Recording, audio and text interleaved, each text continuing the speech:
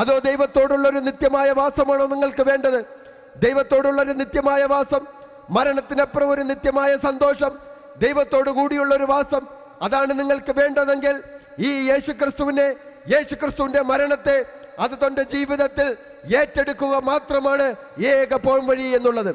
ഇതാണ് ആ രക്ഷാദിവസം, ഇതാണ് ആ സദ്വാർത്ത. നിങ്ങൾക്കുള്ള ഏക സദ്വാർത്ത എന്ന് പറയുന്നത് ഈ സന്ദേശമാണ്. ഈ യേശുക്രിസ്തുവിനെ സ്വന്തം രക്ഷിതാവും കർത്താവുമായി ഏറ്റെടുക്കുന്ന ഏതൊരു വ്യക്തിക്കും സ്വർഗത്തിൽ എത്തിപ്പെടുവാൻ, ദൈവത്തിന്റെ മക്കളാവുവാൻ അവകാശം കൊടുത്തു.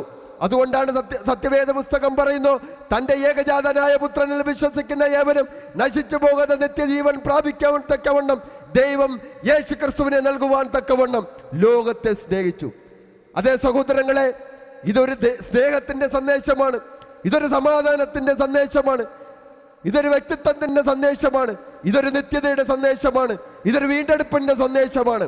നിങ്ങൾക്ക് ഈ സന്ദേശത്തെ വേണമെങ്കിൽ ഒരു ചെവിയിൽ കൂടെ കേട്ട് മറ്റു ചെവിയിൽ കൂടെ നിങ്ങൾക്ക് മറന്നു കളയുവാൻ കഴിയും.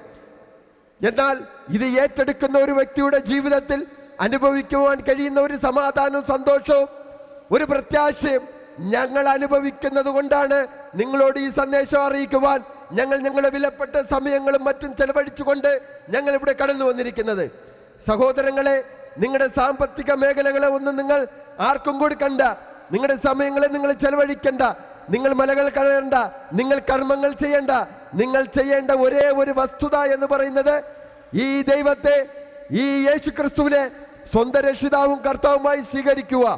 ഈ യേശുക്രിസ്തു കാൽവറി ക്രൂശിൽ യാഗമായി തീർന്നത്, യേശുക്രിസ്തു കാൽവറി ക്രൂശിൽ ചൊരിഞ്ഞ രക്തം തന്റെയും പാപത്തിന് വേണ്ടിയാണ്, തന്റെ പാപത്തിന് മോചനമാണ് യേശുക്രിസ്തുവിന്റെ മരണമെന്ന് താൻ ഹൃദയം കൊണ്ട് വിശ്വസിച്ചുകൊണ്ട് അത് വാ കൊണ്ട് ഏറ്റുപറയണം.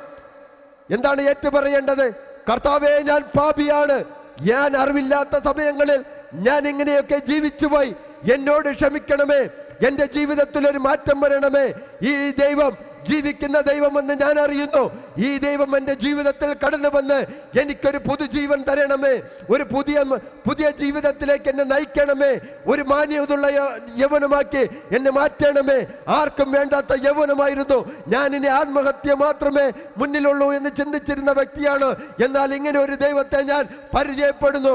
ഈ ദൈവത്തിന് എൻ്റെ ജീവിതത്തെ മാറ്റുവാൻ കഴിയുമെങ്കിൽ ഈ ദൈവം എൻ്റെ ജീവിതത്തിൽ കടന്നു വരണമേ എന്ന് നിങ്ങൾ പ്രാർത്ഥിക്കുകയാണെങ്കിൽ ഈ ദൈവം നിങ്ങളുടെ ഹൃദയത്തിൽ കടന്നു വരും. സഹോദരങ്ങളെ, സത്യവേദ പുസ്തകം ഇങ്ങനെ പറയുന്നു, ഞാൻ വാതിൽക്കൽ നിന്ന് മുട്ടുന്നു, ആരെങ്കിലും എൻ്റെ ശബ്ദം കേട്ട് വാതിൽ തുറന്നു കഴിഞ്ഞാൽ ഞാൻ അവനോടും അവൻ എന്നോടും കൂടി അത്താഴം